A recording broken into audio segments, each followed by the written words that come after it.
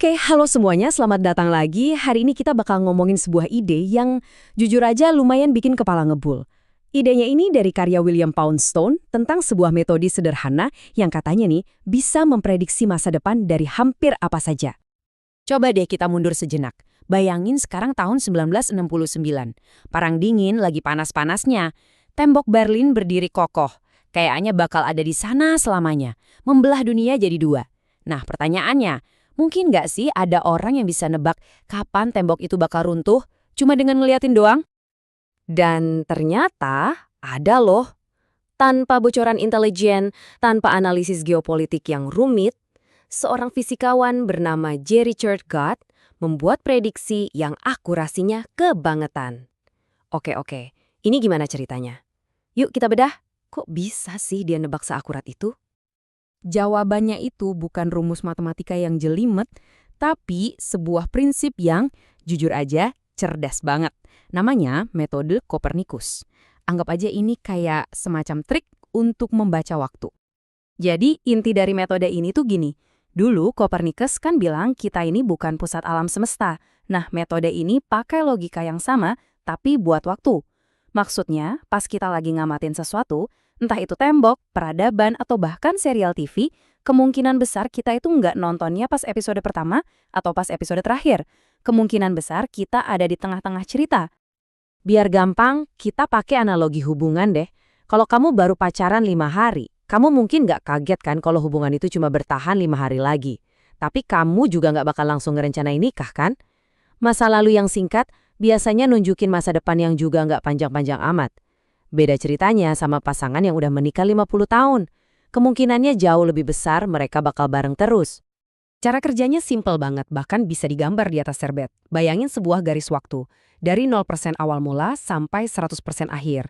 Nah, ada kemungkinan 50% kalau kita itu lagi ada di bagian tengah-tengahnya, antara titik 25% sampai 75%. Kalau kebetulan kita ada di titik paling awal di tengah, yaitu 25%, artinya sisa masa depannya masih 3 kali lipat lebih panjang dari yang udah lewat. Sebaliknya, kalau kita ada di ujung di 75%, ya sisa masa depannya tinggal sepertiga dari yang udah lewat. Logika sesimpel inilah yang dipakai Gottlieb Buan buat tembok Berlin. Dan ternyata benar. Tapi kan itu cuma 50%. Biar lebih ilmiah, biar lebih yakin, biasanya para ilmuwan pakai tingkat kepercayaan 95%. Konsekuensinya, rentang prediksinya jadi jauh lebih lebar. Masa depan sesuatu bisa jadi antara 1/39 sampai 39 kali lipat dari masa lalunya.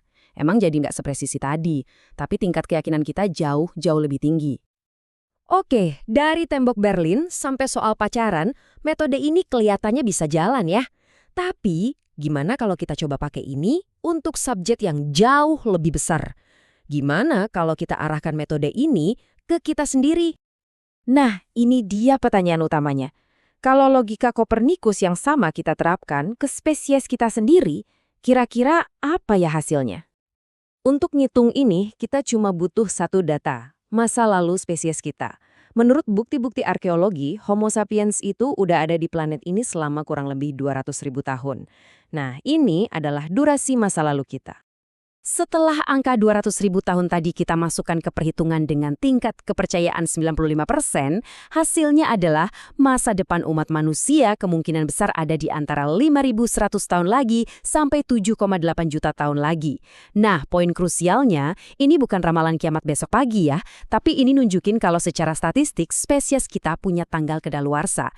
Dan yang bikin merinding, angka ini ternyata konsisten loh sama rata-rata masa hidup spesies mamalia lainnya.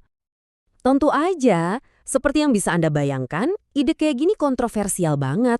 Banyak ilmuwan yang nggak setuju bilang kalau ini terlalu menyederhanakan masalah. Nah, sekarang kita coba lihat argumen dari pihak yang kontra. Jadi perdebatan intinya tuh begini, pihak yang pro bilang metode ini ampuh karena kita bener-bener buta soal berapa lama manusia bakal bertahan. Kita kayak nonton film tanpa tahu kapan tamatnya.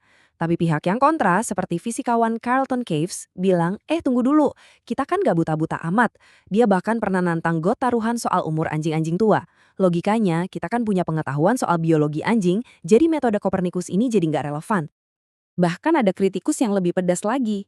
Fisikawan legendaris Freeman Dyson dengan tegas bilang kalau seluruh argumen ini tidak ada gunanya. Ini nunjukin betapa panasnya perdebatan ilmiah soal valid atau enggaknya perhitungan ini. Tapi, terlepas dari semua pro kontra itu, argumen kiamat ini ternyata nyambung loh sama salah satu pertanyaan terbesar di dunia sains. Dan ini membawa kita ke perspektif yang jauh lebih luas, skala kosmik. Di tahun 1950, fisikawan Enrico Fermi pernah bertanya satu hal yang simpel tapi dalam banget. Di mana semua orang? Maksudnya, kalau alam semesta ini begitu luas dan tua, kok kita nggak pernah nemu satu pun bukti adanya peradaban alien? Nah, ini dikenal sebagai paradoks Fermi.